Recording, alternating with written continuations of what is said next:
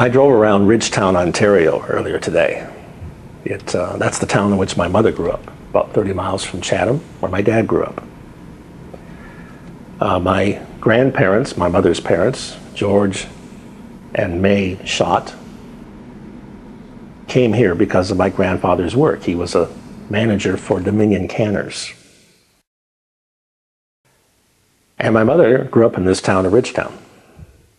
And she lived on Tiffany Street in a white house that I very vaguely remember coming to visit as a child.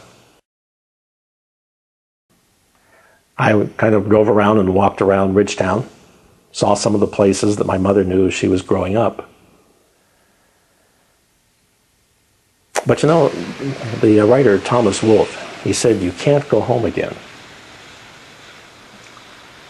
And I know that the Ridgetown I saw today is not the Ridgetown my mother knew back in the 19-teens and early 20s when she was growing up here. I mean, things change.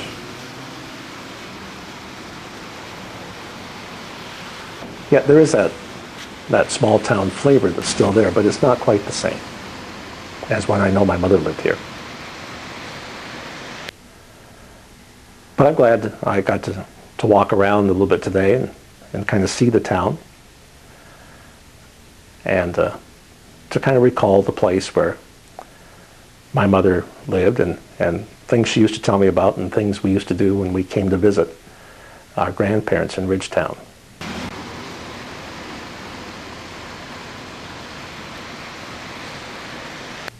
George died in the 50s.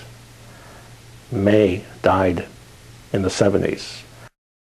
And I did have an opportunity to visit her. My wife and I did a year or two before she passed away. Nevertheless, it was interesting to walk the town that my mother knew as a little girl.